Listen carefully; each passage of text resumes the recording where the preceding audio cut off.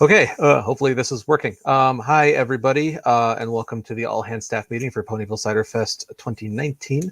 My name is Charlie Worthley. I am the con chair. Assuming that you're all seeing things exactly as I'm seeing things on my preview here.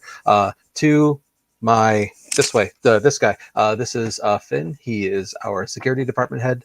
On the other side of him is Pinky Irrational. He is our newly crowned operations director. So please be nice to him. Below him, we've got Lostisk, who is our AV department head. Next to her, we've got Beardy, who is our new guest relations director. Hey, there he is. There's that glorious beard. And then finally, below me, we have Vivid, who is our programming director.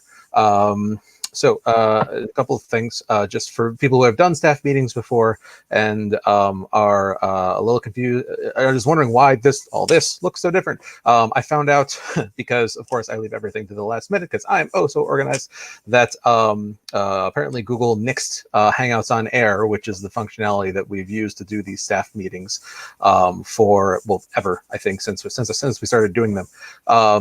And so I had to scramble to find a replacement. The current replacement only allows 6 people in the call, which is why there's 6 here instead of the usual 10. But the other managers, I'm sure, are watching and will chime in via chat. Speaking of which, if you are watching, presumably you are staff. If you are not staff and you've somehow come across this link, that's okay. Hang around, kind of just get this under the hood look at things. But please do leave the chat room for staff just so we can have effective communication with them. Staff, as you are watching, please make sure to utilize the chat if you have any questions or want to bring up anything or ask anything. If you ask something and we do not respond to it, assume that we missed it and please do ask again. I want to make sure that all questions are answered and addressed. Yeah, so let's go ahead and jump into the meeting here. First off, when you arrive at con, the first after you've gotten to your room and checked in or wherever you're staying, or if you're local, just whenever you get to con and you are ready to start doing things, your first stop is going to be operations. Mr. Operations Director, would you please let staff know what they are going to do and what they're going to need when they come to see you in operations?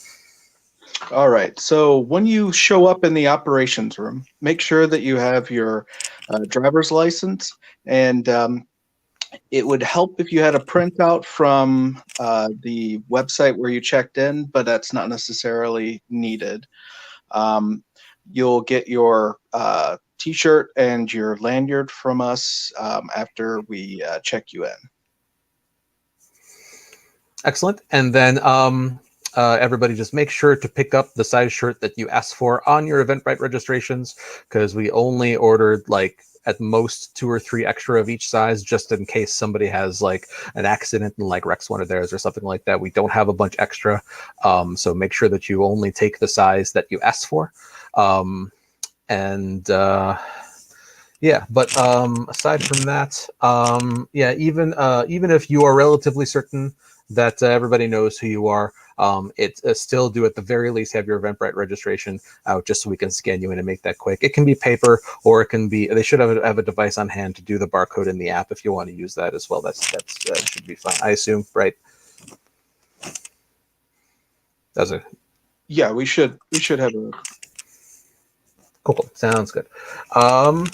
And then beyond that, once you're checked in and you've got your staff badge and your staff shirt, if your department head has already given you instructions on where to go and what to do, by all means, follow your department head's lead as far as where you're supposed to be. If your department is not setting up yet, if there's nothing for you to do, if you're there very early, or if your department stuff is done or they have enough hands or whatever, operations is where you're going to want to check to find out where their help is needed.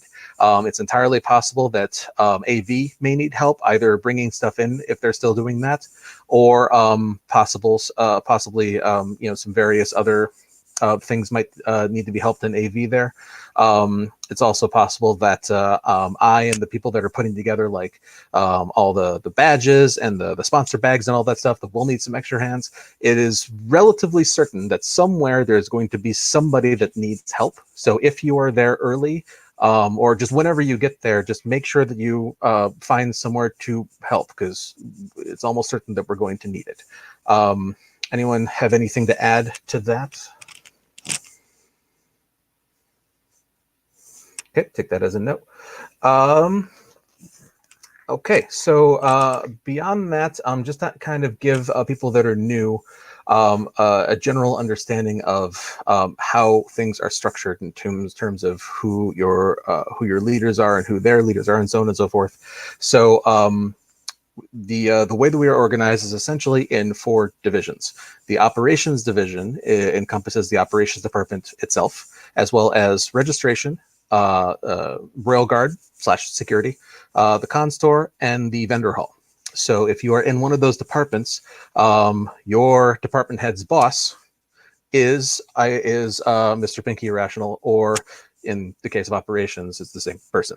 Anyways, so if you have any questions, if your department head, if you can't find them and you're not sure what to do, in those department heads, Pinky Irrational is your next stop as far as who to ask for help.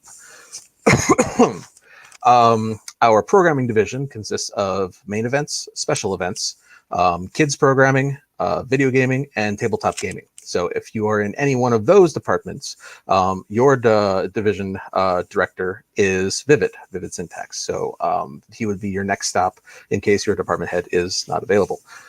If you are in one of the guest relations departments, which is basically just guest relations itself, or the hospitality department, who takes care of like the sponsor lounge and the cider lounge in the green room, Mr. Beardy is the person that you would go to if your department head's not available.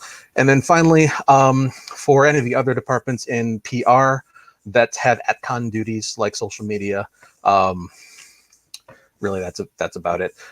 You'll come to me. I'm the director for that department, so you could just come straight to me if your department head is not able to answer any questions, or if they're not available, or so on and so forth. And of course, department heads, you'll go to your immediate director for questions first, and if they're not available, then you can come to me. But yeah, so that's just kind of make sure everybody has a general understanding of how you're structured and who to talk to in case you have any questions or problems. Take a moment here, kind of look over questions. Once again, if you're just joining, if you have any questions, make sure to put them in the YouTube chat, please. And we will do our best to make sure that everything gets answered. By all means, if we don't answer something, make sure to ask it again, because assume that we missed it. Let's see here.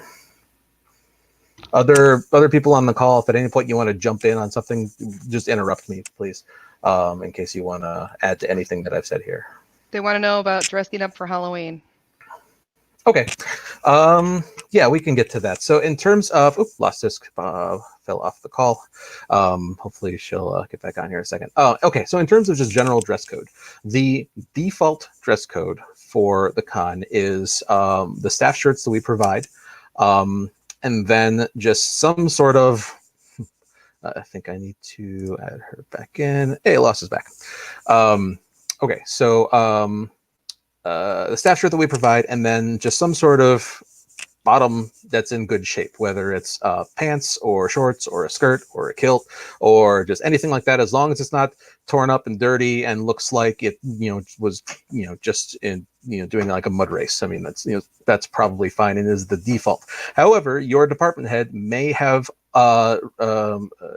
things about your department that dress code that may override the standard. For example, for social media, for my social media people, I like them to be a little more incognito, just so they don't, just because what they're doing and they're going around, they're trying to cover the convention. Same thing for photographers and, just anybody who's trying to, run around and, kind of cover the convention. I like them to be a little more incognito, so they don't have to wear their staff shirts if they don't want to, as long as they just are, again, as long as they're not wearing something that looks like it was, it is like torn up or, dirty or whatever, then pretty much anything is fine. Guest relations, on the other hand, I think they have a little bit higher bar of a dress code, just because they want, people to be professional around, like the guests of honor that they're taking care of, so on and so forth. So what I'm getting at is check with your department head for dress code rules for your particular department. In general, in terms of like either cosplay or dressing up as Halloween, as long as, unless you are in one of the departments that I just mentioned, I think pretty much covers all of the ones that would be exempt to this.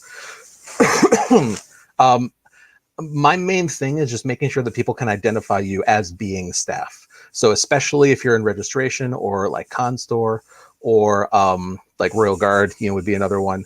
As long as folks in like departments like that are more attendee focused, it's more important for people in those departments to be able to be easily identified as staff. So if you're wearing like cosplay or costume pieces, as long as they're not like greatly obscuring the fact the writing on the front and back of your staff shirt, I'm pretty much okay with it. But again, your department heads will tell you exactly what the dress code is for their departments. Let's see. Whoever made the Lost Connection pun, you're fired. Not really. Let's see.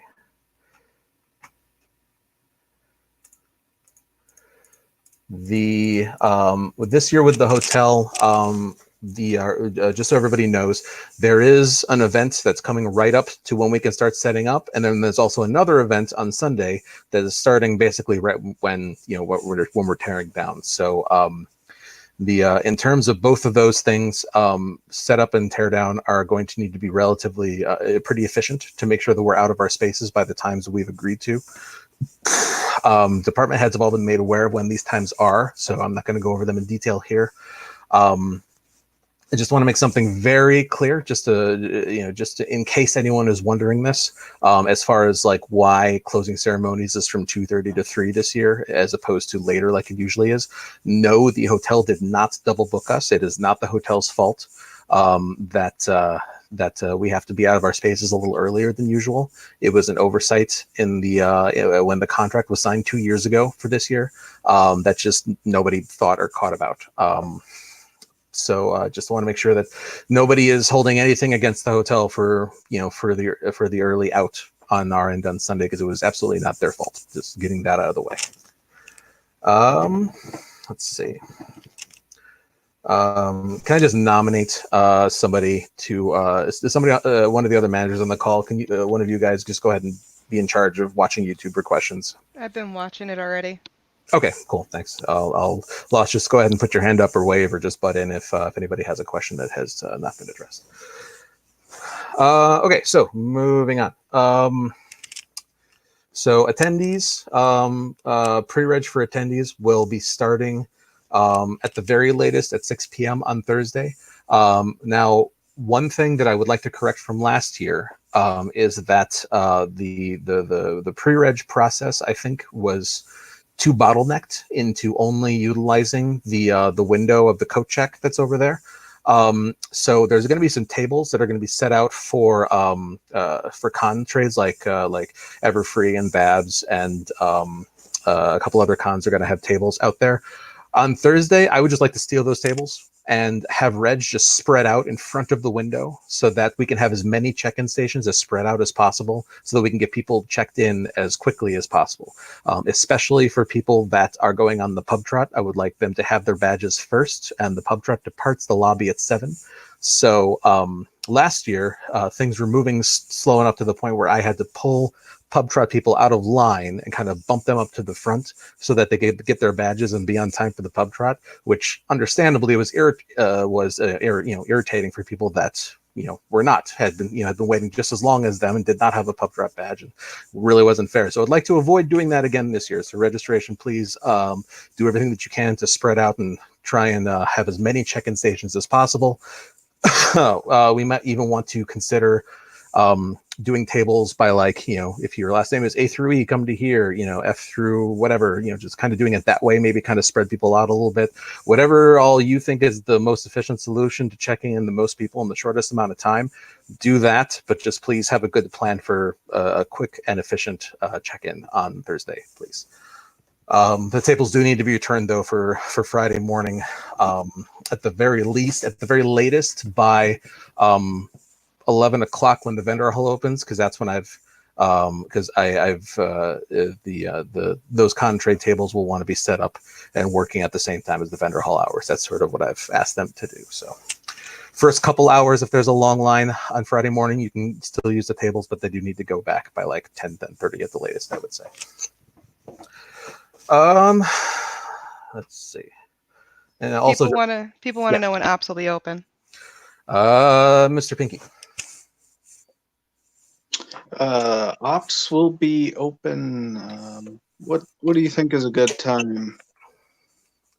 Earlier the better, I would say, just depending on when you're going to be on site. We do have the room on Wednesday, just so you know. So I will be able to load in stuff into operations on Wednesday, and then we also have the room until noon on Monday, just to make sure you're aware as far as getting stuff out of it.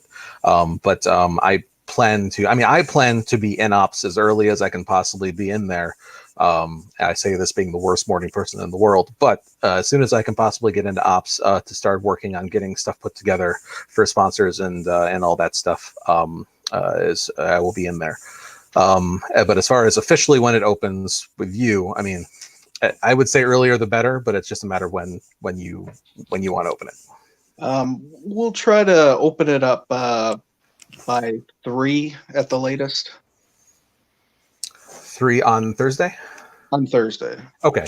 I would say so officially by 3. I would say unofficially, I will probably be in there myself at the very least by noon at the latest, I would say. Yeah, as far as picking up staff badges and shirts and everything, we'll say at the latest 3, possibly earlier. Feel free to check in. People want to know if there's anything that they can assist with on a Wednesday. About the only possible thing that could be happening Wednesday is whenever I get there with my trailer, I could use some help unloading the trailer up into ops. I don't know when that's going to be, but it'll probably be late. I would ballpark 8-9 p.m. Possibly earlier if my Wednesdays go smoother than they always have before. But yeah, whenever I am on my way to the hotel, I'll post my ETA in Slack. And for anybody who happens to be there Wednesday night, I would love help unloading the trailer up into ops for sure. Can I interject here quick? Yeah. Everyone, please make sure that you have your notifications on in Slack and are checking Slack. That's where we're going to be coordinating when people need things. So even before you go to ops to start looking for things, check your Slack, see if your leader needs something, see if something's in general chat, and then you can come on up to ops and we can get you somewhere if it's not on there. All of that. Thank you very much for saying that. One side note that I just want to make sure is covered, kind of related to loading in and everything. So last year, it seems that this is the word that the Hyatt used. I think the word is a little strong, but the word that the Hyatt used was abuse. The Hyatt said that there was some abuse of using the cargo elevators in the back, of staffers just using those just to go up and down to their room just because they didn't want to wait for the main elevators. I don't know how much or little truth there is to that, but regardless, this year they have gotten very strict on who is allowed to use the cargo elevators, the service elevators, right back there. Right, kind of like right behind Reg. There's either 2 or 3 elevators there. They will have a list. I will be giving them a list of people that are allowed to be in the elevators at all, which is basically just going to consist of the guest relations staff, and then AV and vendors for loading in and out and for tearing down. Beyond that, and we will also be given 3 key cards to operate the elevators. Only 3, and the people that will have them is going to be probably Beardy, and then I'll probably give. I'm still trying to figure out exactly the best way to allocate those 3 because they have also been very strict that there should not be any sharing. There can't be any passing around of these cards. So it's right now, I think my best theory is to give 1 to Beardy, a second one that Beardy will nominate to one of his handlers, just because this is primarily for the guests to be able to get up and down without being, having to go out in the hallways to get to where they need to go. And then probably 1 to, I guess you guys tell me, between either Lost or Pinky for operational or AV needs. Who do you think makes the most sense to have one for the bulk of the weekend? Now, this is not counting load in and load out. This is for con hours, Friday to closing ceremony Sunday. What do you think? I would say that Lost would make the most sense, or somebody that she would nominate to take care of it if she doesn't think she can get away to use it. Okay, so in that case, yeah. So, Lost, you wouldn't be able to hand this card to somebody and say, "Here, get up to view and see what's going on." The card needs to stay with whoever it's assigned to, and then you would need to accompany them. So, would you be the person for that, or do you want to think about that and nominate somebody else? I'm probably going to end up nominating Ryuji since he's the panel room manager. Yep, that makes a lot of sense. Okay. I give that some thought. And I'll just confirm that that's your final answer before I send the email to the Hyatt with the list tomorrow morning. But yeah, so for everybody else on this call, do not use the service elevators unless you either have a key or are with somebody with a key. Period. Like period. Otherwise, they will shut the keys off, and we'll have to use the main elevators for everything, and that's just going to make all of our lives more difficult. So seriously. Now, again, this all might be addressing a problem that never existed in the first place. I don't know if staff were using the service elevators last year, but again, it does not matter. The Hyatt thinks that they were, so this is how it is now. So we'll just move on and deal with it. Let's see.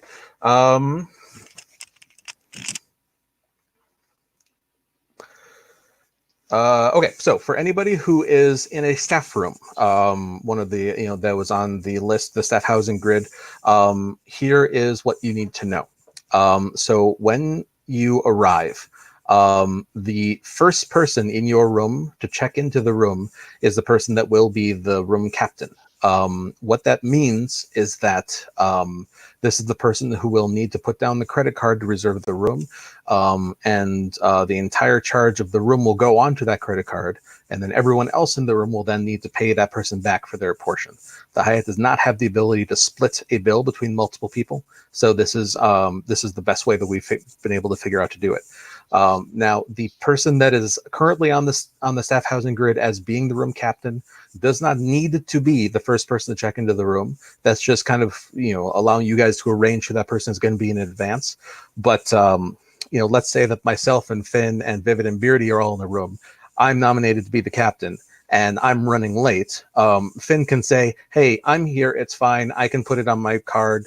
I'll go ahead and check into the room." That's totally fine as long as Finn is okay with dealing with the charges and then collecting the money from everyone else and taking on that responsibility. So the benefit of being the captain is that if you get any reward points for the charge going on your card, well, then that all goes to you. And also if you're the Hyatt membership, it's your name on the bill, so you get your points, your Hyatt points or whatever. But at the same time, because you are, basically taking on for whatever period of time, the financial, responsibility for the other people in your room until they pay you back. To be very clear on this, room captains do have the option of asking their roommates to pay them for their portions in advance.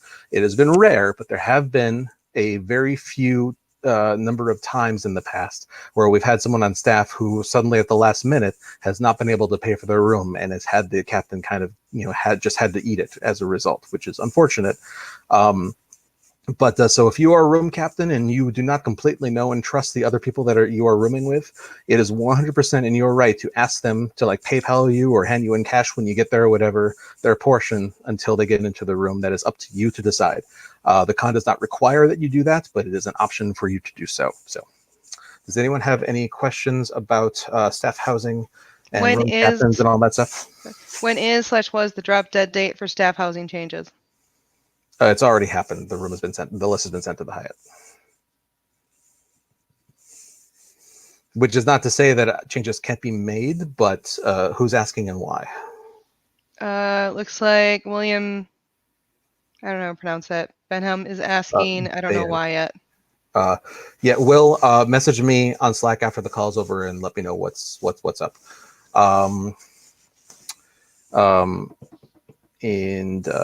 Yeah, so aside from that, any other questions or uncertainties when it comes to room captaining or staff housing and all that fun stuff? 3, 2, 1. No? Okay, good.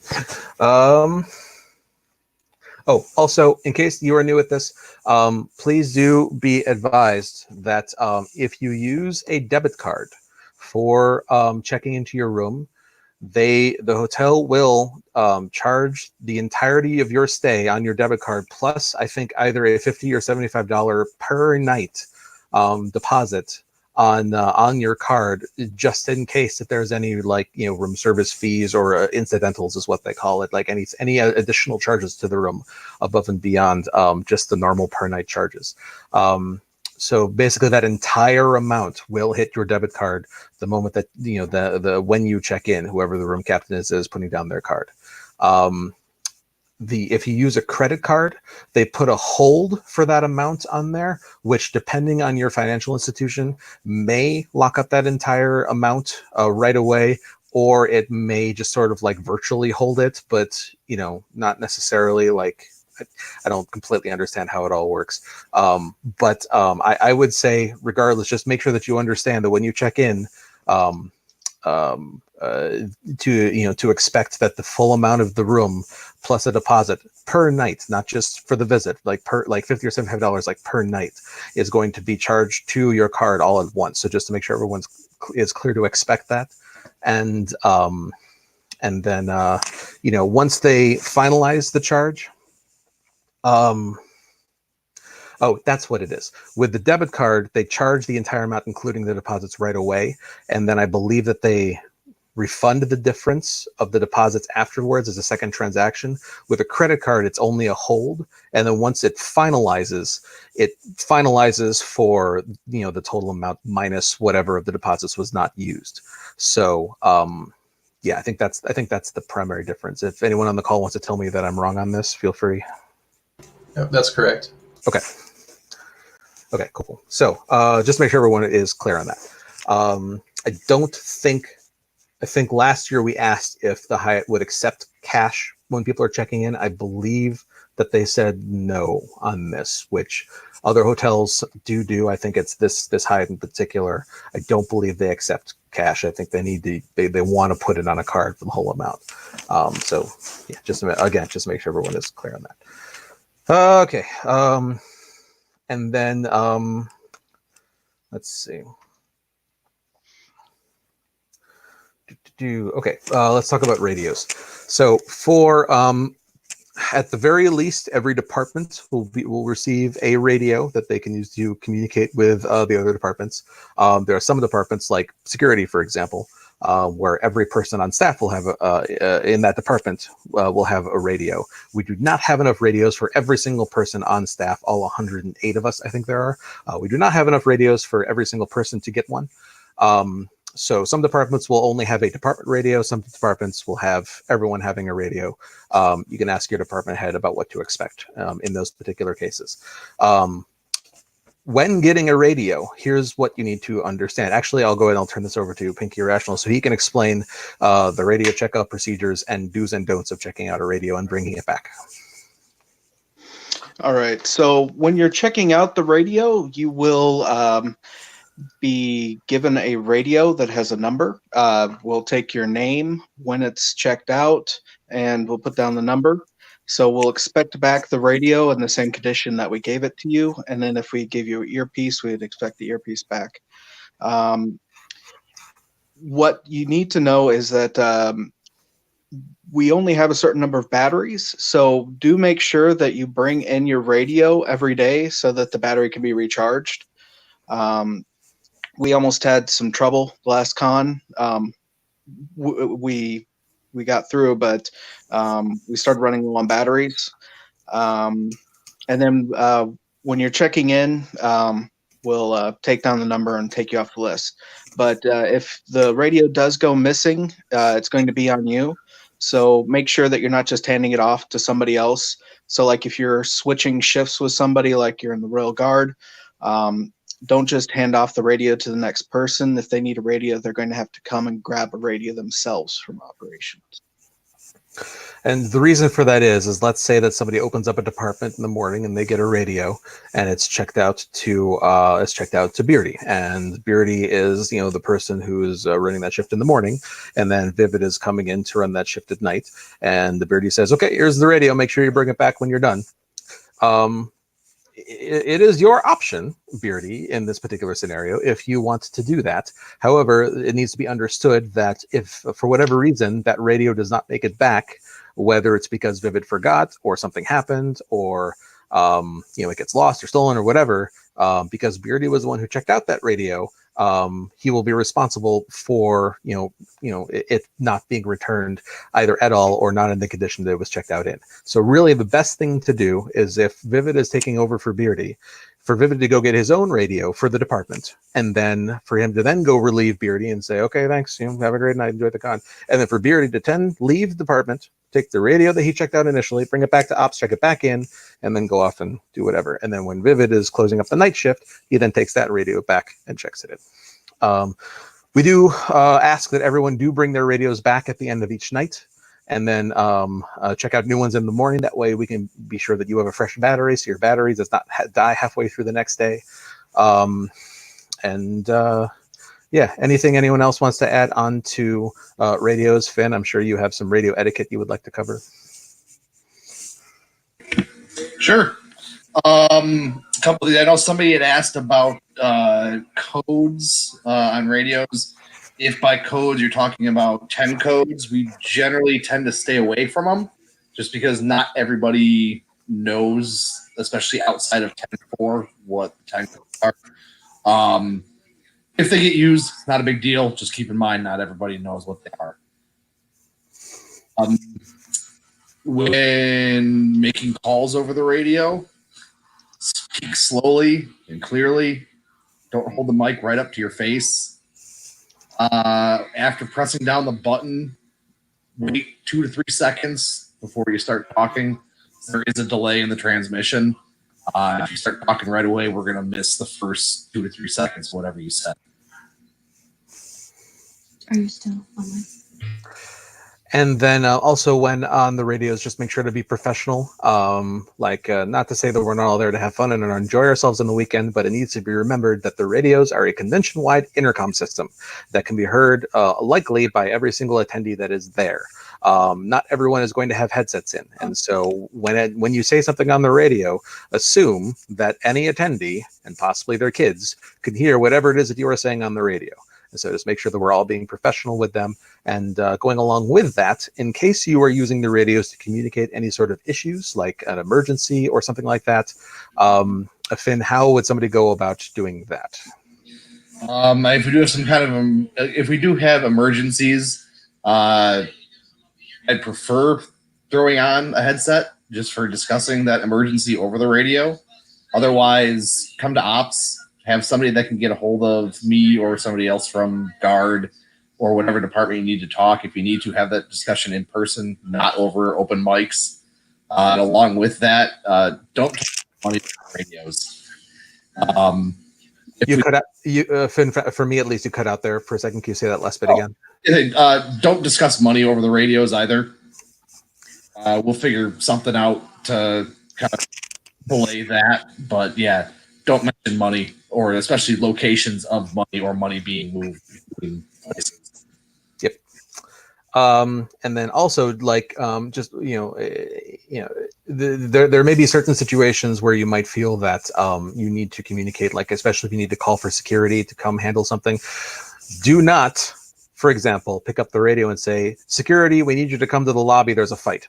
Because once again, you've just broadcasted on a convention-wide intercom that there is a fight happening in the lobby. And if you were in elementary school, you know what happens when somebody says, "Hey, there's a fight on the playground." That's where everybody goes. So let's not do that. You can say, "Can we, calmly, can we please get somebody from security to come into the lobby?" Finn, if you would agree that that is acceptable.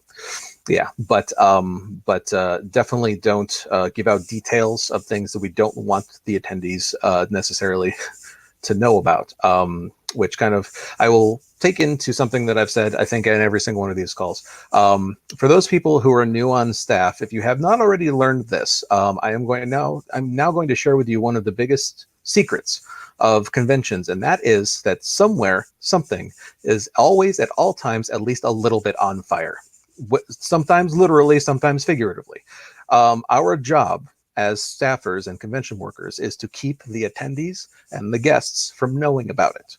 So at the no matter how smoothly or how rocky the convention is over the course of the weekend, if at the end of it everyone we get people that can say like, oh, this convention was great, it was so smooth, like I had a great time, like I didn't seem like anything was wrong, then we have done our jobs. So just try to keep as much of anything that is not perfect from the attendees and guests as possible. Is there anything anyone else would like to add to radios and anything of like that? Do we want to touch on security? Because I have a question about panhandlers and how we can handle them. Yeah, I just saw that. So for those that on last year, you remember we had a lot of issues with folks in the area coming in and panhandling, asking for money. They were collecting money for their kids' basketball team. For those that weren't there, watch out for. Realistically, there's nothing we can do as a convention, as they are not our attendees, and this will be something in general. Any issues with people in the hotel that are not our attendees, let the hotel know. Otherwise, nothing we can do. So yeah, the best thing is if they are causing issues, just go to the hotel front desk. Take care of it, whether it's their security or Milwaukee PD. Beyond that, there's nothing we can do as a convention. Yeah. Just real quick, addressing a question that was unrelated, but it was in the chat. When can we start bringing stuff for the charity auction? On the schedule, you'll see that there's a charity room that has hours posted. And so anytime that room is open, you can bring stuff for the charity auction, and Vivid's team will handle it and take care of it from there. But those hours are during convention hours, so it'll be on Friday and Saturday and Sunday while the convention is rolling as well. The charity room is open and they'll be set to accept that stuff. One quick note on charity auction stuff since we're on the subject. One thing that happens at charity auctions is people donate items for the guest of honor to sign. This year, because of the change in the schedule, the guest of honor might be coming through on Saturday rather than Sunday. So if people are asking you about, oh, I have a thing that I want Katrina to sign, then encourage them to get it to the charity room right away. Yeah, basically by the end of the last session on Saturday, to guarantee that the guests will be able to have an opportunity to sign it. If it doesn't come in to the charity room until Sunday, and if you're looking for somebody to get and if that person is looking for a particular guest to get it signed, that guest may have already gone through, so it might not happen at that point. So yes, do encourage people to get their donations in by the end of the last session on Saturday for that to happen. Let's see. Waterboy597 asks, can you also get a hold of someone? Oh, let's see what happens when I click this. Oh, look at that. Waterboy597 asks, can you also get a hold of someone via phone call if you need to get a hold of someone right away when you can't get a hold of them via radio? If you know their phone number, if you can't get a hold of them by radio right away and you know their phone number, sure, I guess. I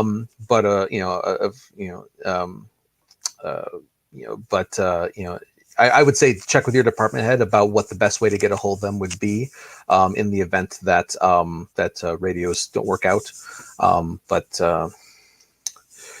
Yeah, let's see now. Can I click on this to make it go away? Hey, that's very slick. I like that.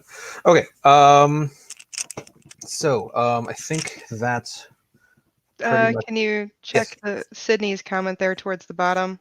So Sydney says, so if an attendee comes to the department, say Reg, we tell them the hotel is aware of the situation, is handling it. I assume this is a follow-up to your questions about like the panhandlers.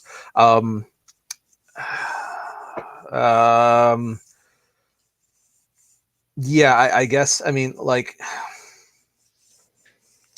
I guess you could say that, yeah, basically, I guess that just say like, we've let the hotel know about the situation, and we can't, we can't do too much outside of the hotel, so we've turned it over to the Hyatt to deal with, because that's the truth. I mean, I guess that's probably the best thing that you can say in that situation.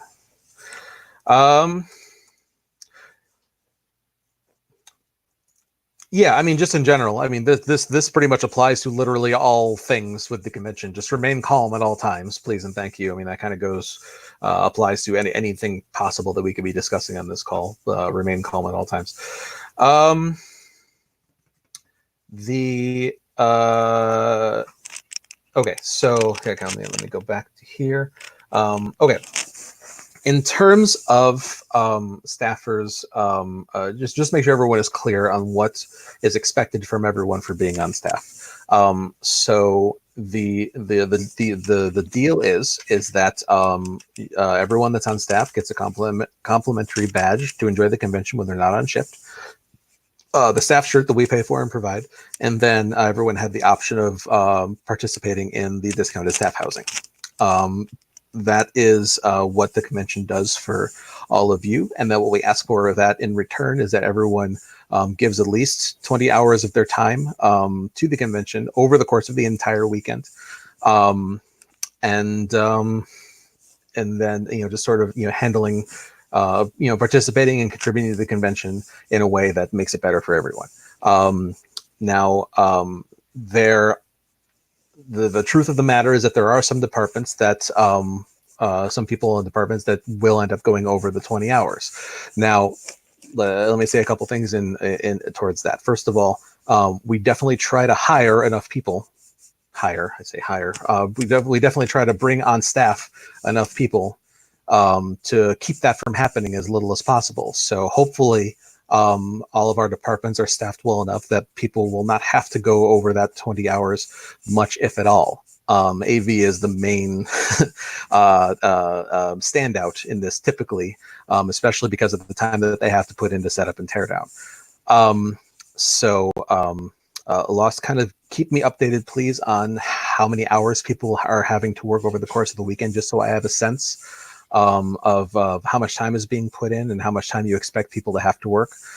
If people volunteer on their own accord to go over the 20 hours, we will certainly not say no to that, so long as you are not, endangering your health and, your ability to function and perform and all that. This is not a competition for who can work the most amount of hours over the course of the weekend. You do not get a trophy. You do not get a prize, except for maybe, an IV bag of fluids in an ambulance on the way to the hospital if you pass out. Please don't do that.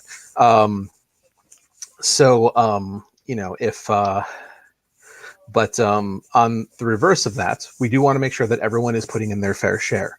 So if we get to the point where certain departments are finding that they're overstaffed, those departments and people aren't being able to effectively put in, contribute this, the requested amount of time over the weekend, those department heads may call up the ops and see if there's help needed elsewhere. So the possibility exists that we may ask some people to kind of go and maybe help out in other departments, doing various things to make sure that everyone puts in their fair share. So just to kind of let everybody know that that is a possibility. Beyond that, is there anything that anybody on the call wants to say in addition to what I've said about just hours and what the staff is contributing to the con and so on and so forth? Yeah, well, aside from that, the department head for video game wanted to mention updates about a sick policy and issues with past staffers calling sick and attending events later that night. Yeah, the one thing that I have always said, in all these conventions that I have been at the helm for, is that real life comes first. If something comes up, like in your personal life, and you have to go deal with it, like there is absolutely nothing about this convention that is more important than stuff coming up in your personal life that you have to go deal with. So by all means deal with. And this includes if you are feeling under the weather, if you are feeling sick, if you are, not up to 100%, I do not want anybody to put their health at risk to help make this convention happen. I said earlier, we have 108 people on staff. We will be okay without you, most likely, probably. But we'll figure it out. But on that same token, please do not call in sick for your shift and then let us find you out in the con, like playing video games in a video game room, or like attending panels and doing attendee things. The expectation is if you are calling off for your shift that there is a good reason for doing so. And if that good reason is not that good of a reason because, well, I guess you must feel fine because you're out here like hanging out with people and playing games or doing panels or whatever. You know, that's kind of crappy. So please just don't do that. Yeah, I think that's. I think for most people that's probably common sense. Well, you would think so, except it's happened in the past where that wasn't quite so common sense for one or two. So yeah. Anyways. No, you do not need to bring proof that you got a flu shot because not everybody can get a flu shot. So, so yeah, soundboard, no, you do not. Drinking, wanting to go to panels, 621. Yeah, thank you. So, do not, okay, again, like, let's be real here. Like, this is a convention. We're all, you know, the majority of us are likely, you know, are going to be there. We're going to be enjoying ourselves and probably, you know, drinking some beverages and, you know, doing some stuff or whatever. And that's all totally fine. What people choose to do in the privacy of their own hotel rooms is absolutely none of my business.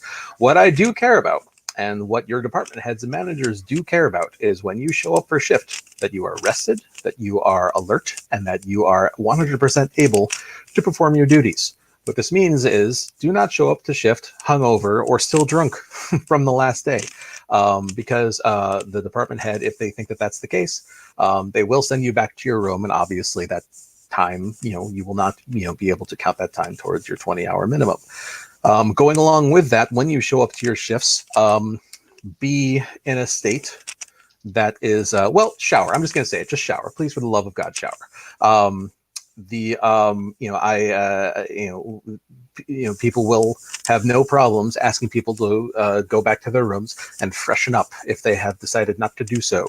You know, it is not a badge of honor for how many days you've gone for without a shower. You're in a hotel. In case this is not clear to anybody, the showers are free to use in the rooms. They even give you free soap and shampoo and everything. Use them, please. Thank you. Again, yeah. Sort of what this all encompasses here is what some people may have heard to as 621. Of course, 621 is that best practice is that every day you get 6 hours of sleep, 2 meals at a minimum, and 1 shower. No, you cannot switch them up. You cannot have 6 showers and 1 hour of sleep and 2 meals. Like that does not work that way. It is what it is. So yes, please do your best to stick to that.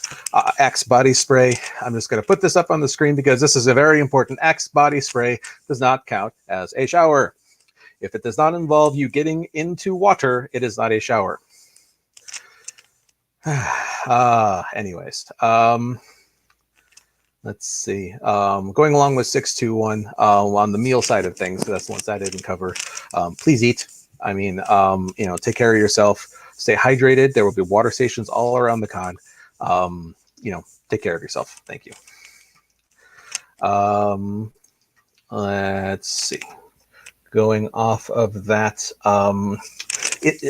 again, just everybody knows this. In the event that that there is anybody, staff or otherwise.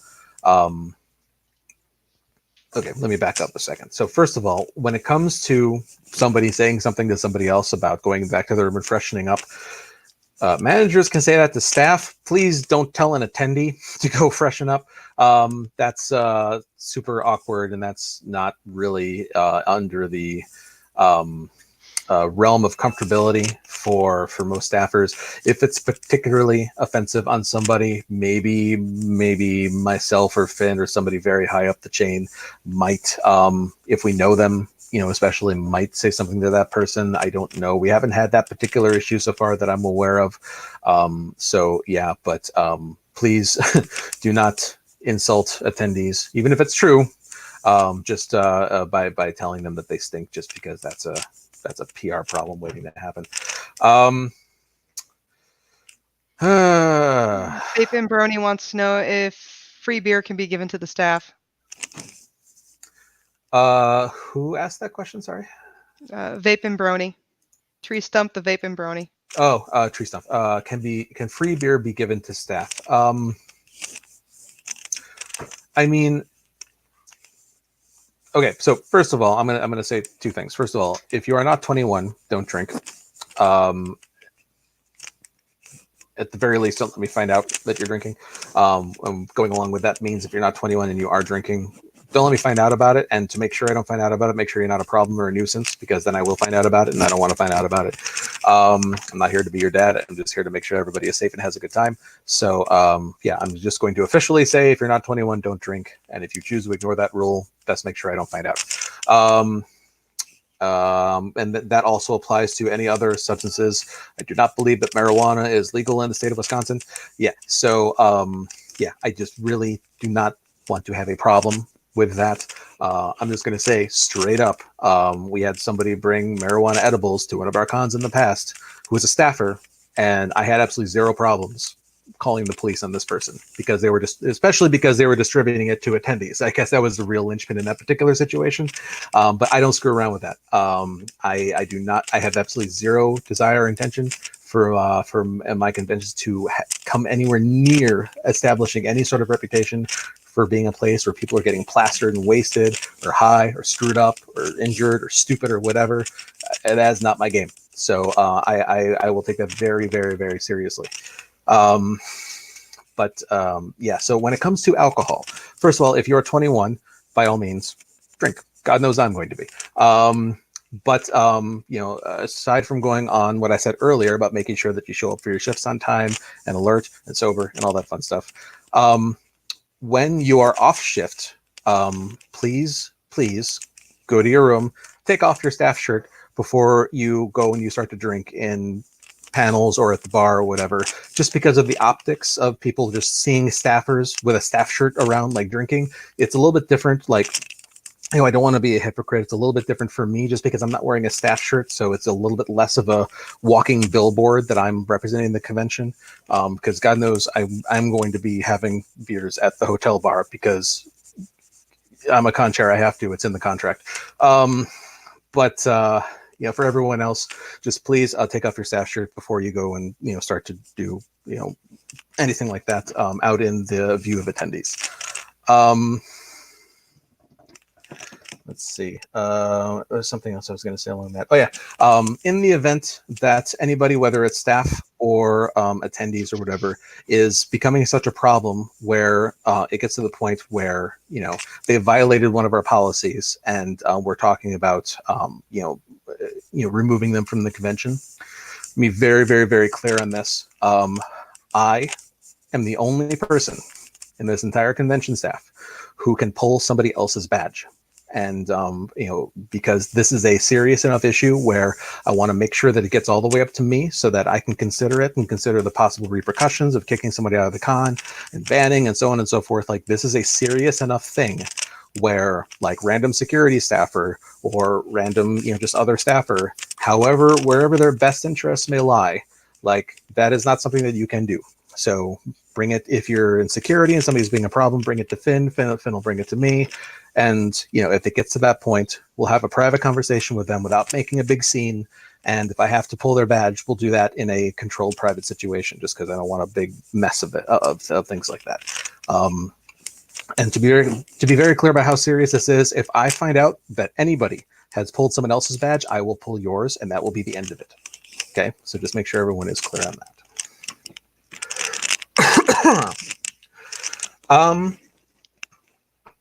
On that note, I'm going to go ahead and take this opportunity to talk about our anti-harassment policy, because this is another thing that I do not mess around with.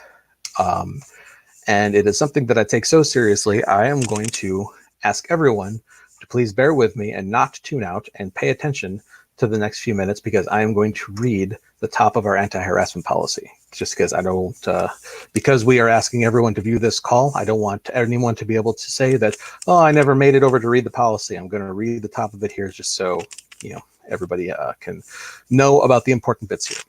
So even if you've heard this before, I ask you please to pay attention. This will only take a minute. Ponyville Cider Fest is dedicated to providing a harassment-free convention experience for everyone, regardless of gender, gender identity and expression, sexual orientation, disability, physical appearance, body size, race, age, or religion. We do not tolerate harassment of convention participants in any form unless a panel is both after 8 p.m. and is also specified as being either 18 plus or 21 plus. Sexual language or imagery is not allowed. Convention participants violating these rules may be sanctioned or expelled from the conference without a refund at the discretion of the convention organizers. That's B. Harassment includes, but is not limited to, verbal harassments that reinforce social structures of domination related to gender, gender identity and expression, sexual orientation, disability, physical appearance, body size, race, age, or religion. Sexual images in public spaces, deliberate intimidation, stalking, or following, harassing photography or recording. So if you want to take somebody's permission, it's best to ask, especially with cosplayers. Not especially with cosplayers, just anyone in general.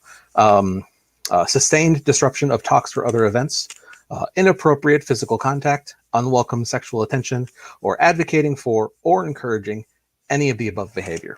So that is the top of it. The detail can be found at ponyvilleciderfest.com/about/anti-harassment-policy. It's also linked under the About section of the website. Yeah, I take this stuff very seriously. I will not tolerate anybody, and I really do mean anybody, whether it's a guest or staff or attendee, or I don't care if it's I don't care if it's the most famous person in the entire Brony fandom. If they're violating these policies, do not care. I will.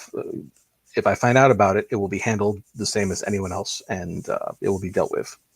So if in the event that anyone is witnessing somebody violate these policies, please involve security, and we'll take it from there. And I just really want to emphasize, I don't care if this person is a staffer. I don't care if it's a guest. I don't care if they're a security member. It does not matter to me. I want to know about it because I want to deal with it. Does anyone have anything they would like to add to this that's on the call? There's a question about gender-neutral bathrooms and if they will be by the Apple Orchard again. Yes, those are returning. They will be in the same place as they have been the last few years. Yes. There was also a question about, I guess, what to do regarding the comment, I want to go to a panel/event on my shift. What do I do? That person if you haven't already, you should let your department head know that there's an event that you want to attend. Of course, department heads are sensitive to the fact that there's stuff at the con that people are going to want to do, and so they will do their best to make sure that people are able to go see the things that they want, and they will schedule around that. Now, if the entirety of, just for example's sake, if the entirety of the vendor hall staff all say that they want to go to one of the guest of honor panels, obviously somebody has to be in that room. So not every request may be able to be honored by the department head, but they will do their best. So that's the answer to that.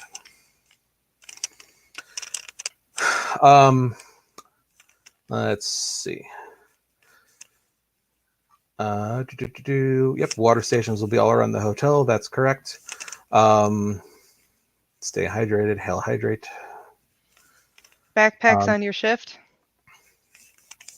I mean, if you're talking about wearing a backpack around on your shift, Finn? So we answered this in Slack. I know the question. Small backpacks and nothing that's going to hinder you, especially for my group, you're going to be on your feet for 8 hours. So I would suggest backpack, it probably should be light. Unless it's something necessary, I wouldn't recommend carrying a backpack. If you've got a small bag, sure. Because Ops does not like you leaving your stuff in Ops.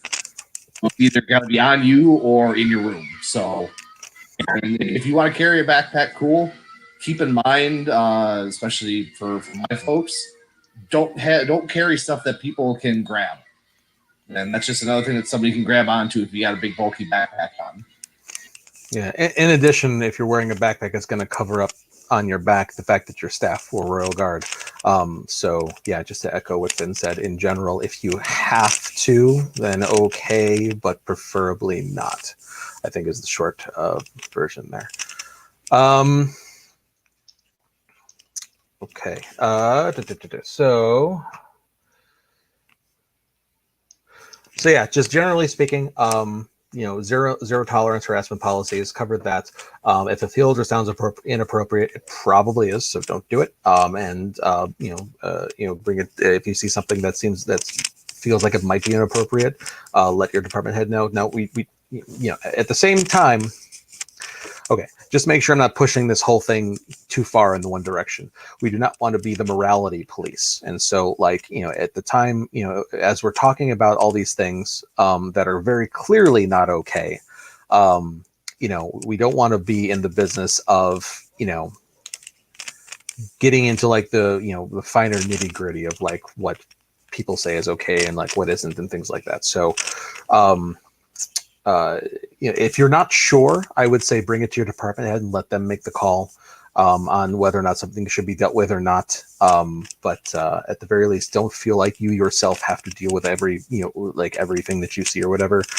Make sure that it gets communicated to Royal Guard, because they have experience and training on how to deal with a lot of this stuff. And then likewise for Royal Guard, if you're not sure, bring up to Finn. He's been doing this for God, how long have you been running security for conventions? Running security's been 10 years. I've been doing security for over 15.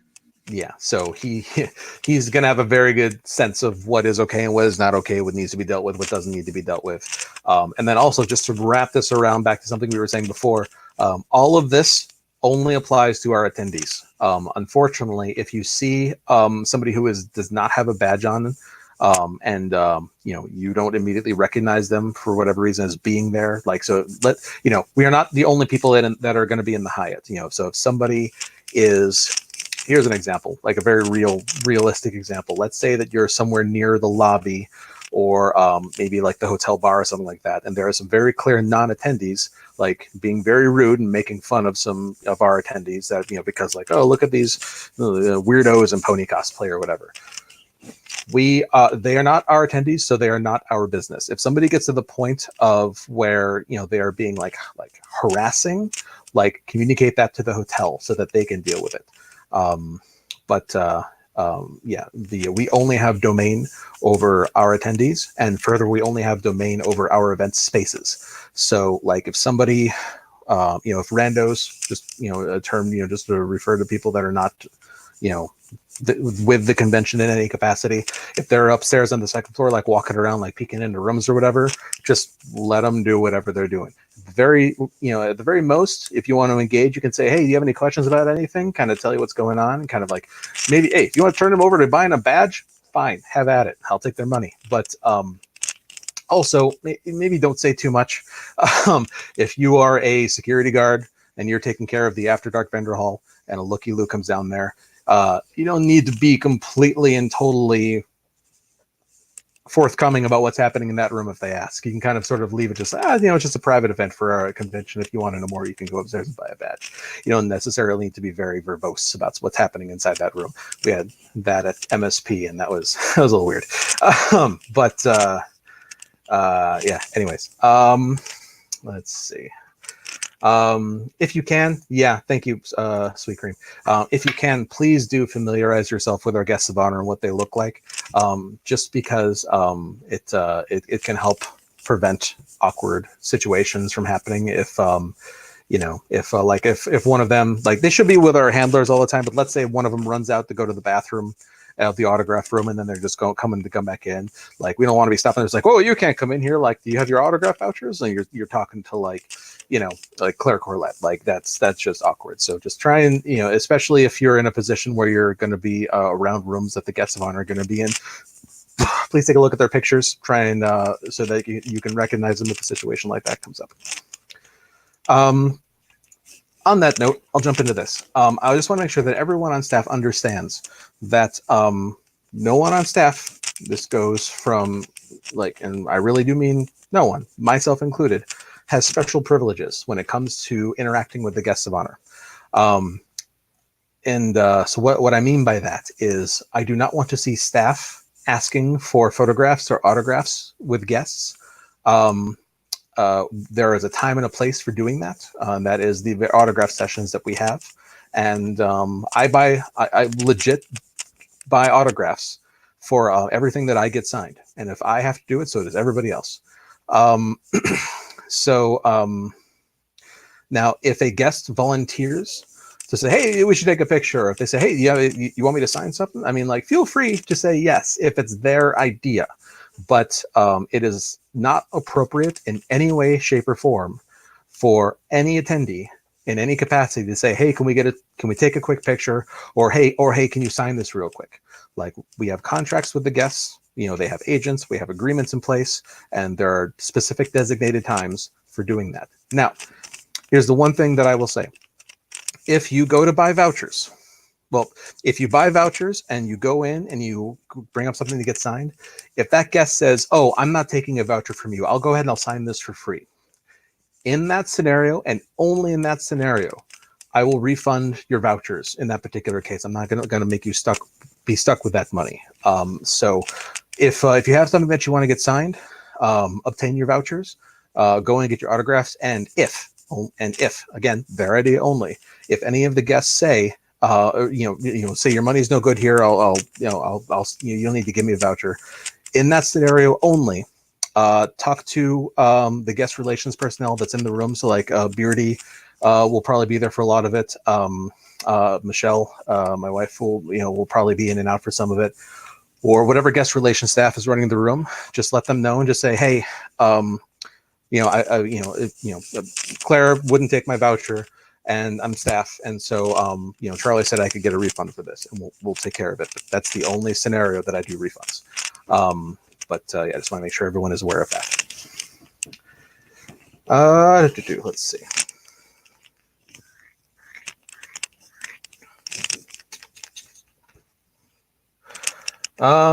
Having food and drink on or about you while you're on shift for personal consumption is okay. If you want to, have like sodas or, food or whatever, like under the counter, like with you, like, as you're working, or, have something on your person. If you're like walking around, like, that's all fine. For personal use, what the hotel, and this is from the angle of, the hotel's rule about outside and food and beverage. That's what this is covering. Personal stuff like that is okay. What is not okay is if somebody if some kind-hearted soul were to say, hey, I want to buy pizzas for everyone in the vendor hall, and orders a bunch of pizzas and have them brought in, that the hotel will have a problem with. Is for buying food in bulk for a large amount of people like that. That goes against their no outside food and beverage in meeting spaces room policy. So if somebody wants to do that, it just the pizza needs to be distributed in this example situation. The pizza would need to be distributed in an area that is not an event space. So like if somebody has a room that they're willing to open up to this, or some other space that some other area that isn't the vendor hall, is where that would need to happen. But the hotel is going to give me a problem if they see a bunch of people in the event space of the hotel, sharing like a big order of like some food or whatever. So that is that. After dark vendor hall, are we going to have a better handle on the line this year, since it was a little crazy last year? Finn, I see you unmuted. You got something? I mean, there's nowhere to stick 1,000 people. Yeah, well, and we counted. There were over 700 people that walked through the door for vendor hall that night. Were there seriously? Jesus. We hit. I think we pretty much funneled in every single attendee that was over 18 into that room. Okay. There's nowhere else to put that many people that are really fine. So here's what I think is going to be a little bit better.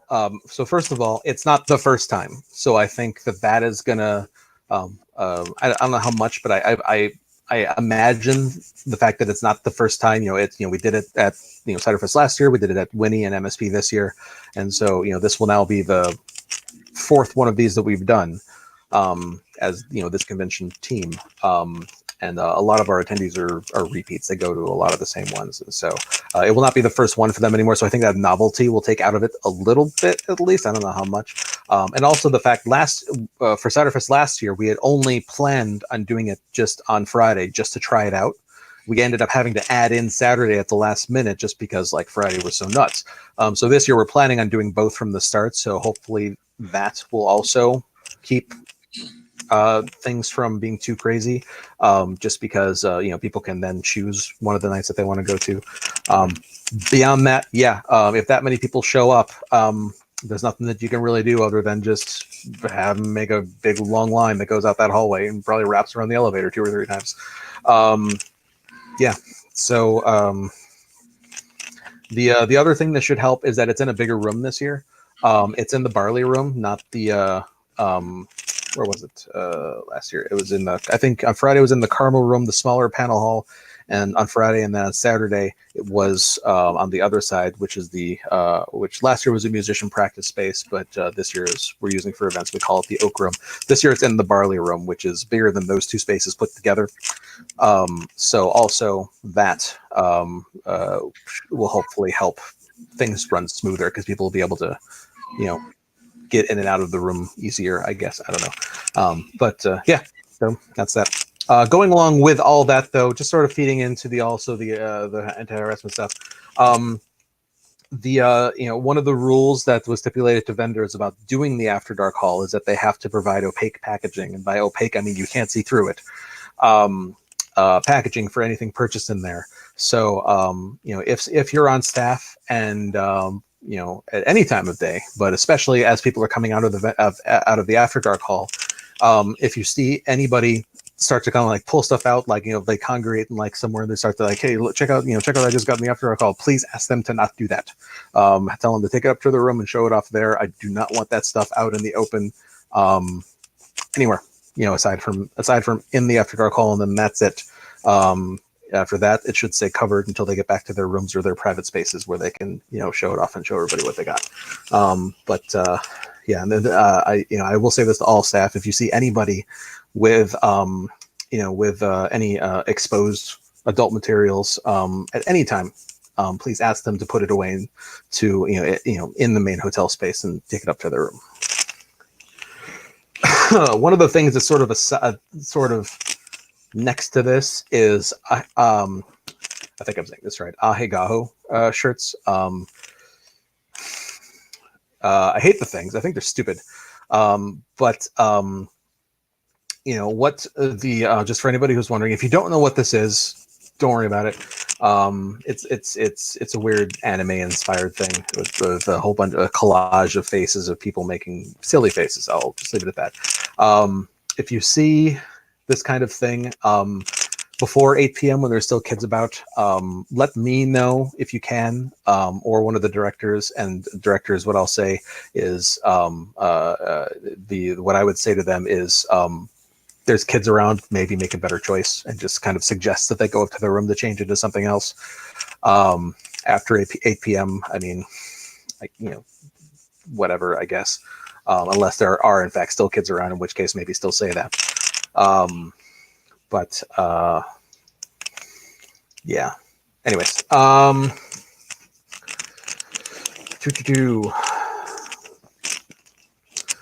for everyone, when you're on staff, if you're asked a question, the answer is never, I don't know. The answer is, I don't know, but let's find out. We're there to help our attendees. We want them to have a good experience and to have a good time.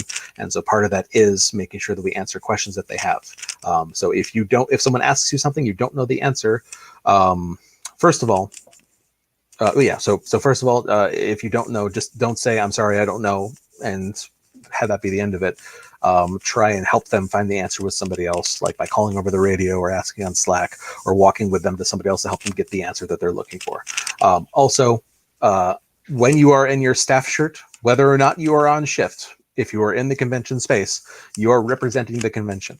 So another unacceptable answer is, I'm sorry, I can't help you, I'm not on shift. So that's also part of why I say when you're off shift, please go get out of your staff shirt right away so you don't have to have that interaction with somebody.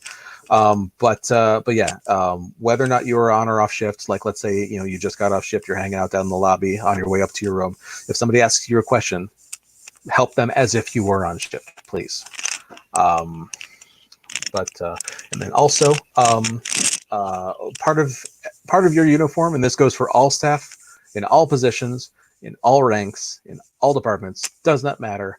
I don't care what your department says on this one. I am overriding this. Part of your uniform is having your staff badge on you, visible at all times. Now, if if you're off shift, still you have to have your badge on you just like every other attendee. If you've gone and like decided to like, if you have like a fursuit or a costume that you wanted to get into, make sure to remember to take your badge off of your neck and then put it back on over your costume so it's still visible. I have had people stop me from going into the main hall before, and my response to them has been, "You're doing an excellent job. Thank you." Like, that is the only answer. It does not matter who you are. Nobody is above this rule. And I am giving full permission to Finn and his team to give people a hard time over not having their staff badges on, because this is the simplest freaking thing in the world. And if you can't do it, like, I don't get it. I don't understand it. Possible exceptions could be made for having it like, maybe, if you don't want, if you're on AV staff, for example, and you don't want to have something dangling around your neck and you want to have it like hanging from your side, as long as it's visible, I think that's the most important thing. Finn, I don't know if you have any other better suggestions for having your staff badge be visible if you're in a situation where you might not want something hanging around your neck. Yeah, no, I have no issue with people wearing it on their hip. Like, that's fine. Just if somebody asks for it, just, if you're in a hurry, I get it. Just go it really quick and be on your way. That's easier than, stopping. And, you didn't see it. Just show it. Keep going. I'm good with that. Yep. Just to say it one more time, absolutely nobody is above this rule, and so please don't make Matt and his team don't make their job harder than it has to be, because they are already on their feet for a long amount of time, like many of you. So I think that's pretty simple and straightforward. We have a question about if somebody has a cosplay wardrobe malfunction. Apparently, this is something that happened at Winnie. If the cosplay is no longer PG or G before 8 p.m. or when kids are around, who handles it? Laura, are you talking about the situation that was in the gala? I'm assuming that's what you're talking about. So we had somebody that was dancing in the gala, and they were not aware that the side of her top had sort of like ripped open. I think it was, or something like that, and sort of wardrobe malfunction. I mean, in a situation like that, the person is almost certainly not aware and would probably appreciate, a staffer, just being like, "Hey, just so you know, you've got a rip right here," just like, anything like that. So it doesn't need to have a, we don't need to make a big deal out of it or anything like that. Just kind of just like, pull them to, maybe just kind of like go up to them and just kind of say, "Hey, just real quick, just kind of like, your dress is ripped, just so you know," and just kind of let them know about it. Assuming that somebody isn't completely exposed and, something like that, just how do you, there's no blanket rule I could give, you guys to handle situations like this, because each one is going to be unique in terms of what the problem is and where they are and what's going on. So if you don't know, if you see something like this and you don't know how to handle it, go to your supervisor, go to, another supervisor, and, possibly somebody with more experience, and we'll address it if you're either not comfortable or you're just not sure how. Just run it up the chain. I mean, that's what the chain of command is there for. So okay, let's see what else we got here.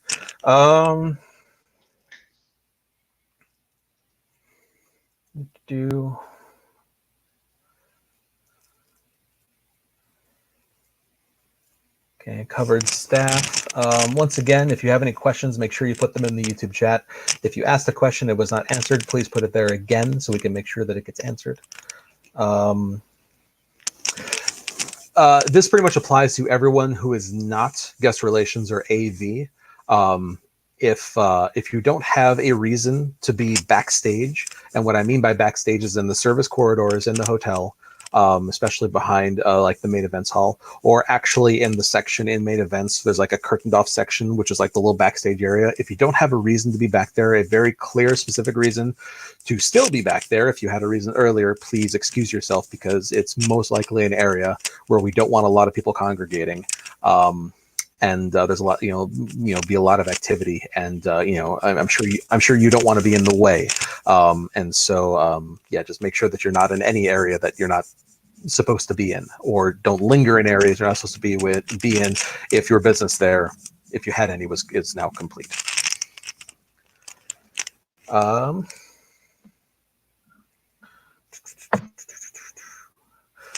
Please, everyone, do help make sure that the convention is clean and being taken care of. Now, what I don't mean is I'm not asking you to be the janitors for the hotel, but hi, Poppy. What I am saying is, like, if you're walking around and you see some stuff lying around that you can just quickly and easily like scoop up and throw in a garbage can.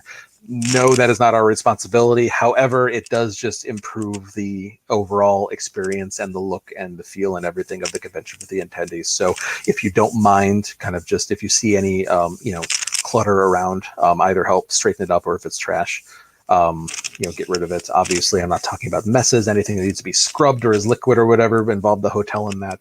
But, if somebody sets an empty soda can down or walks away, do them the favor of throwing it away for them, because apparently they were raised in a barn. Yeah.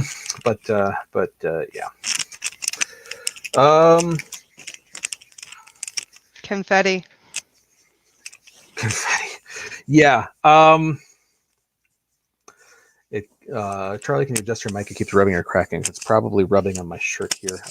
Not sure. My beard hitting it. Not really sure. I'll try to stop moving so much. So when it comes to confetti, if there's a situation where somebody has confetti that they want, like a confetti cannon that they want to shoot off, sort of the thing is that we have to then clean up after it. If the hotel ends up having to clean up after confetti, there's a confetti charge that the convention gets charged, because that can be quite the pain in the butt to clean up. So generally speaking, I would ask that people do not bring confetti. If the convention decides to have confetti at the New Year's Eve countdown, for example, that is us to do, and for us to decide, and for us to take on that responsibility of dealing with. But for everyone else, don't bring confetti, probably. However, slightly related note, if people want to bring holiday themed decorations for your departments, check with your department heads. But in general, I would encourage it. Anything we can do to dress up the hotel, especially to go on the different days. In case anyone is not clear and aware of this, the theme for the convention this year is celebrating the various kind of fall winter holidays. And so on Thursday for the pub trot, essentially we're doing Halloween / Nightmare Night. So the pub trot is on Halloween itself. And then on Friday, there'll be some bleed over, a little bit of Halloween, just so we can actually have it during the convention. But then it's going to mainly be kind of like Thanksgiving themed. Saturday will be hearthwarming / Christmas / Festivus / all the fun winter holidays. Bleeding into Saturday night will be the New Year's Eve countdown and the big New Year's Eve concert. Sunday is not much of anything, just because it's a short day, but officially it's New Year's Day / the Friendship Festival, which I don't think we actually ended up being able to do anything with, just because it's such a short day. So if there's any decorations that people want to bring in, especially if you're willing to kind of swap them out, go along with the themes of each day, that'd be awesome. I would say go ahead and do any of that. The only caveat is that if you're thinking about it hanging anything on the wall, pretty much the only material you can use to do that with is the blue painter's tape, just because that won't leave any markings or residue on the wall. Other than that, if there's a very flat surface like glass or whatever, you could, if you have suction cup hooks, you could use those. Anything that doesn't leave markings or residue behind is fine. And the only sticky material that I know of that is approved by the hotel is the blue painter's tape. Anything beyond that would just, as long as it doesn't leave anything on the walls when you take it off, should be okay. Yes, but when I say that, I mean like a suction cup on glass or on like a very flat surface or something like that. Absolutely no adhesive materials of any kind are okay except for the blue painter's tape, just to make sure I didn't confuse anyone there. Let's see. Let's see. Looking over. Yes, I didn't make that up. Tree stump confetti charge is a real thing. It looks like Born Again Brony was looking to get a vacuum. I mean, okay, if you want to. But yeah, no, especially if the confetti gets into the chandeliers, then it's a problem. We did that, and it was yeah. Let's see. No helium. Thank you, Sweet, for saying this. No, please, no helium balloon, just because we don't want to lose them at the top of the hotel. I don't know for a fact that they would like give us a hard time or a charge over like a bunch of balloons like being at the top of that atrium. But let's not find out. I don't want to find out. So yeah, only air balloons, please. Yeah, that's a good point. So let's see. Real quick on the decorations, because of the tight time constraint for strike, I'm going to say that if you put it up, be prepared to take it down. Oh God, yeah, absolutely. Don't put up anything that you are not going to take down yourself. Thank you for clarifying that. I hopefully that wasn't assumed, but yeah, no, better safe than sorry to just say it. And right, no glitter. Yeah, nothing that leaves residue or mess behind. Absolutely. So yeah, no glitter. Let's see. For closing ceremonies, it's a little bit different this time just because of the timing of things. But one of the things that I always try to do at closing ceremonies is get a big staff photo with everybody that's on staff. So if you are able to during closing ceremonies, please do be there for the end of it, like closer to 3, like from 2:50 to 3, something like that, for the staff photo. That's typically the last thing that we do. It's actually pretty important to me that we get as many people in that picture as possible, just because it's a really good memory that we can all share together. So if possible on that.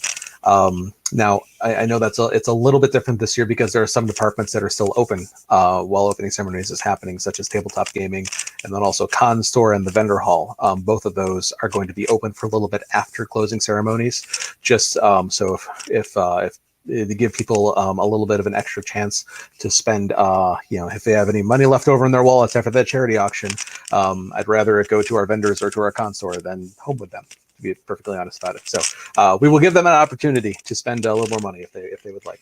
But yeah, if you're able to run in for a little bit, and, as long as things are secured and safe, that'd be great. But yeah, let's see. Bubbles are fair game. No, I would say bubbles. They will leave a soapy residue where they land. Keep them off the dance floor. Yeah, I would say. At the very least, only do them on carpet, because then you won't be you won't be creating a slipping hazard.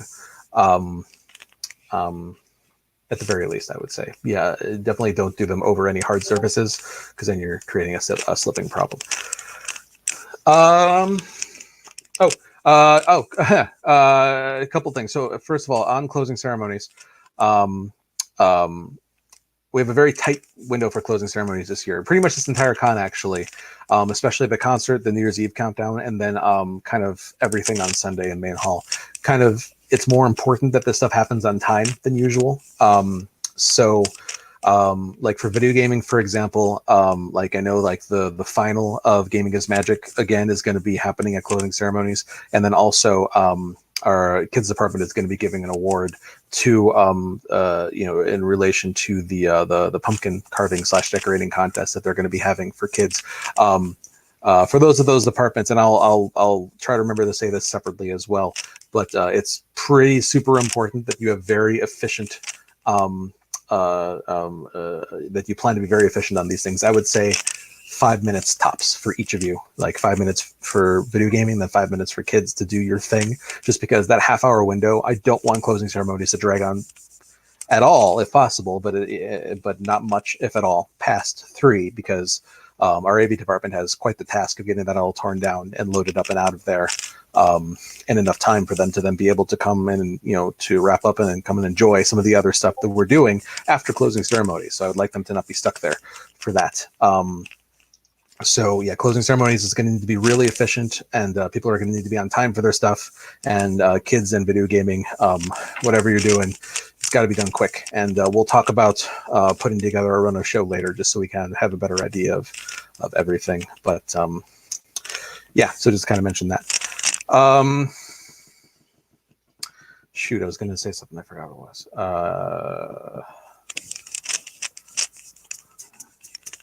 Lost it. Okay, so I do want to make sure everyone's aware that there are some things happening after closing ceremonies on Sunday. If you first of all, just in case anyone has not been paying attention, if you were on staff for both Winnie City this year and MLP MSPF, and then now assuming if you're watching this call that you are also on staff for Ponyville Cyberfest 2019, if you're staff for all 3 of those. Actually, let me put it more simply. If you have a badge for all 3 of those, if you were an attendee for one, that's fine. I don't mean this is just for staff. If you were on, if you had a badge for all 3 conventions, and this goes for everybody, again, not just staff, we're doing a thing that's called a season pass to kind of thank people that came to all 3 of our conventions this year. So there's 2 things that are important for everybody that statement applies to, of having a badge for all 3 conventions. One is that there will be a gift for you to pick up at the con store. It's free, compliments of the convention as a thank you for supporting all 3 of our events. And then also there is a season pass reception that is taking place after closing ceremonies from 3 to 5 in the Barley Room. Now, if you are in a department that has teardown happening after, during this time, the scheduling of when this is happening is not perfect, and I apologize to those that aren't going to be able to take full advantage of it. This is just the best time that we could come up with for this. But my suggestion would be is for the people that this applies to kind of coordinate within your department, and maybe to kind of take at least a half hour at a time. Kind of split it up into, to the, 4 half-hour segments. So that you can at least get down there. There will be some complimentary snacks and beverages, and so that you can at least get down there and kind of mingle a little bit and have get a drink and have some snacks for a half hour, and then come back and then let somebody else have a chance to go down and enjoy this or whatever. And then yeah, so I just want to make sure that you at least take at least a little bit of advantage of this. If you're in an apartment that doesn't have teardown, in your own personal department, I do still encourage everyone to volunteer to help out with AV who is not involved in running these other events. I encourage you to please volunteer to help out with AV or with video gaming or with some of the other people that are going to be tearing down, to kind of help them get out of there quicker. Lostis can talk a little bit more about volunteering for teardown on Sunday. But if you either won't or can't, then still do, by all means. You've earned a spot in the season pass reception, so please do take advantage.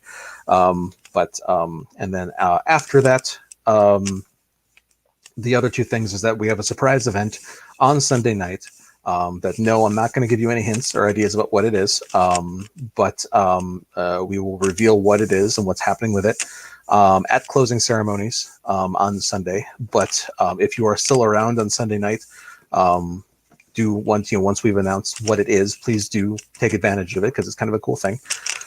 It is a drop in and drop out anytime event, so it's not like, if you're not there for the beginning or the middle or the end, if you can only be there for part of it, that's totally fine.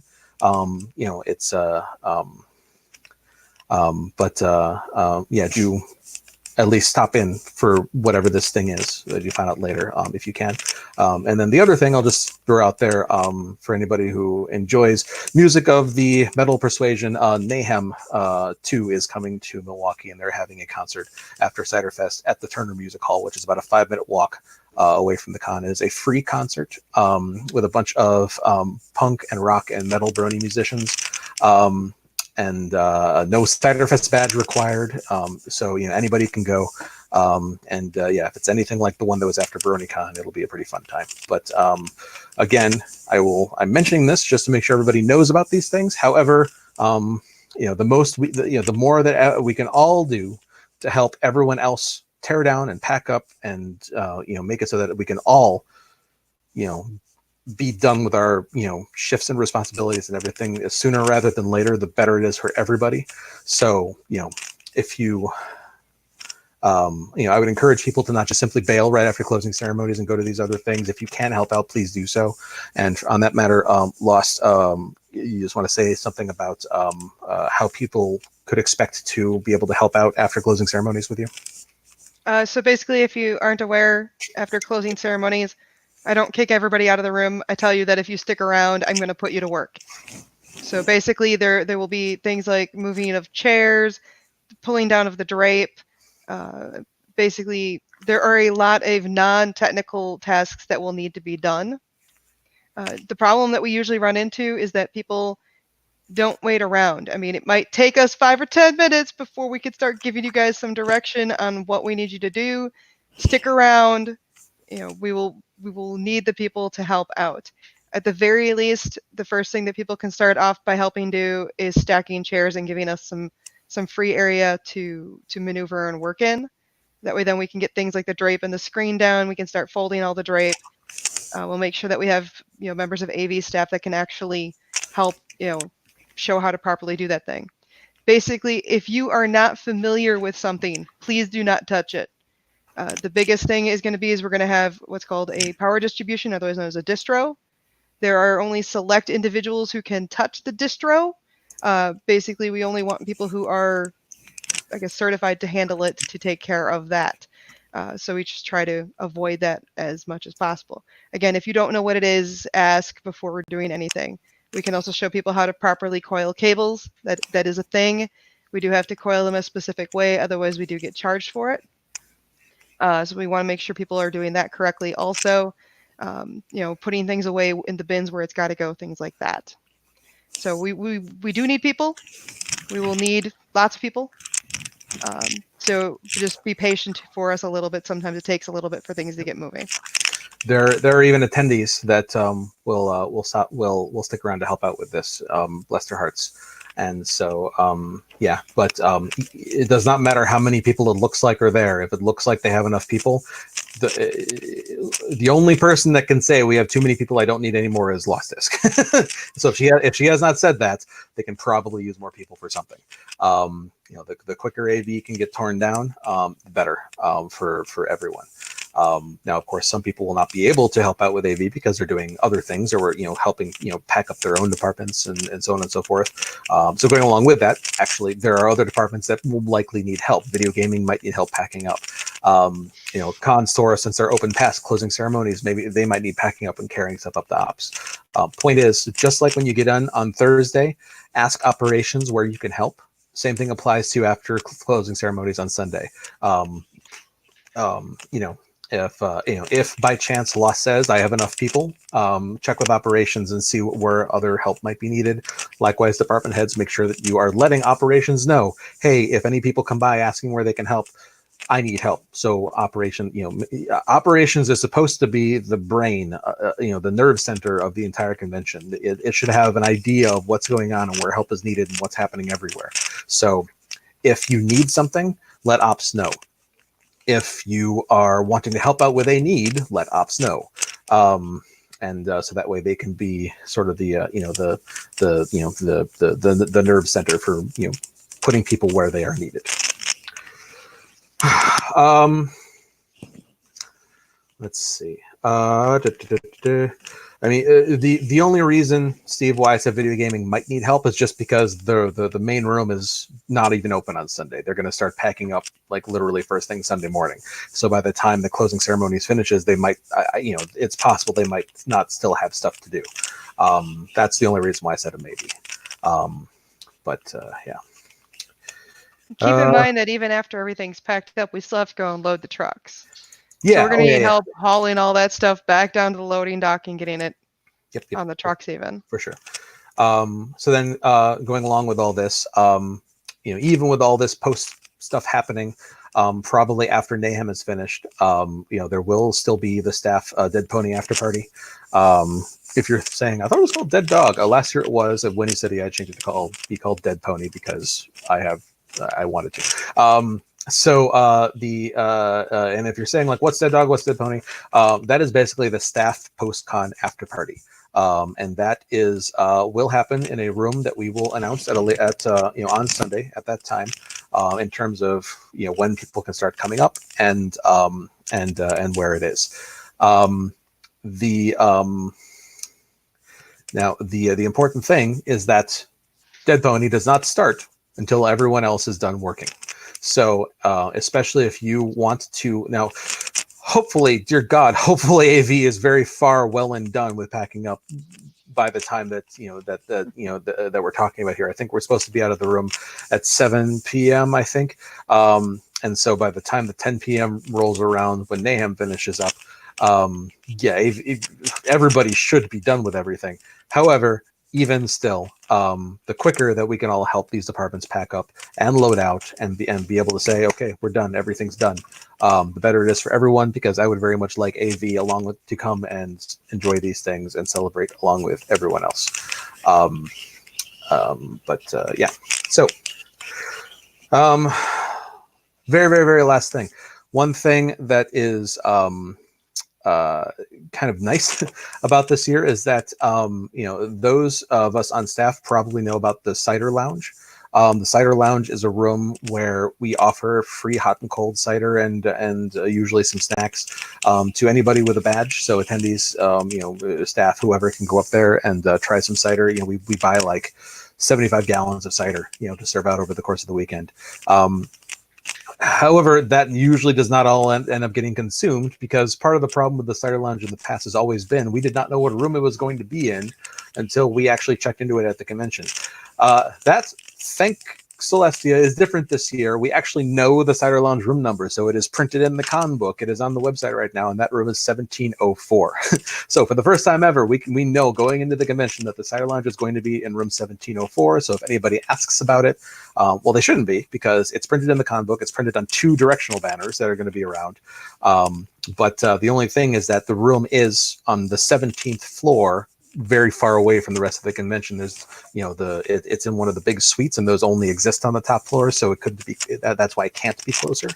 But so I just want to make sure everyone knows about the existence of the cider lounge, and then also if anybody asks, you can tell them, even if you forget this number as I'm saying it, again, it's printed right inside the cover of the con book, right on the map, and then it's also on the schedules, and it's also on 2 waypoint banners that are going to be, one's going to be next to the elevators, one's going to be right next to the escalator. Just make sure everyone knows about it. Okay, I think I've covered everything I wanted to talk about. Managers, is there anything that I didn't talk about in here that you want to make sure gets covered in the call? I'd like everybody to sound off, please. Finn, you got anything? I'm good. Okay, Pinky, you got anything that I didn't mention? Okay, Beardy, on your end, anything I didn't cover? Nothing that I won't be covering in person on Thursday. Okay. The stuff that we talked about on this call is sort of stuff that's meant for everyone, regardless of your department.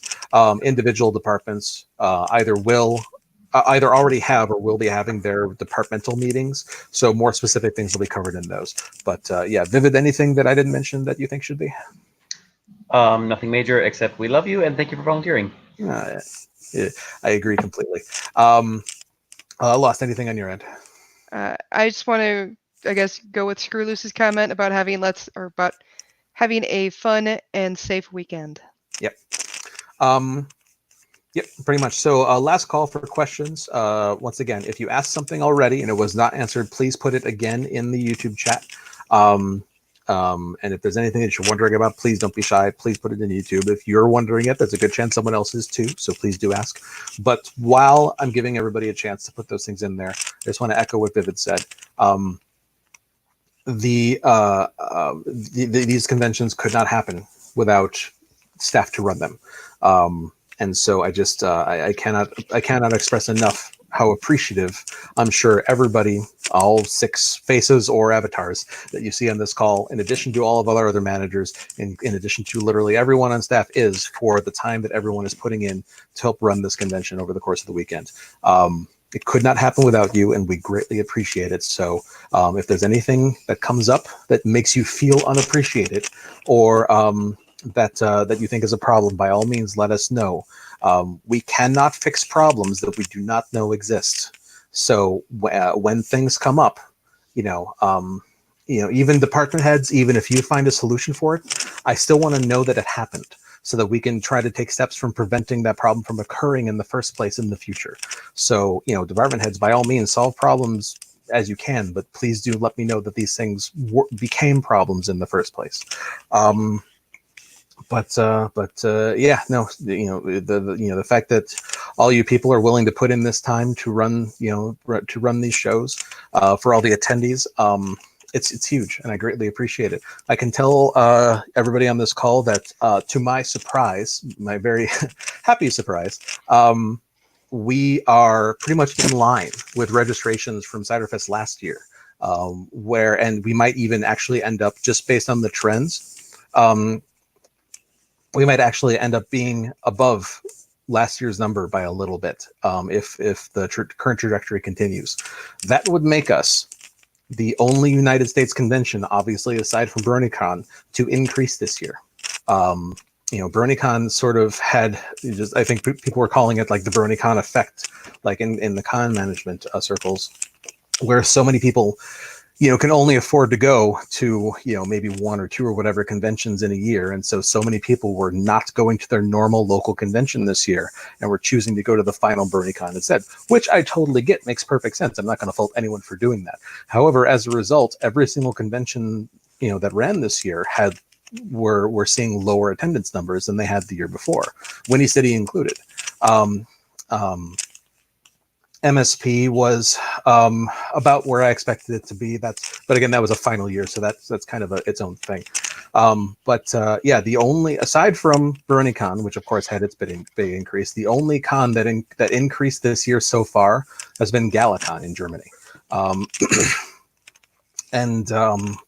Yeah, so in the event, fingers crossed, that our current trajectory continues, Ciderfest could end up being the only United States convention, obviously aside from BronyCon, to increase this year over last year, which I think says, now I know our timing is probably a factor in it because we're after BronyCon and yada yada yada, but even still, if that ends up being the case, I think that is a huge testament to what we all do, and the show that we are putting on, and the weekend that we are providing for the people that are choosing to spend their money and their time off from work and whatever to come out and spend a weekend with us in Milwaukee. I mean, I think that says a lot. And so I think that is if that ends up being the case, even the fact that we're close, I think is a win in and of itself.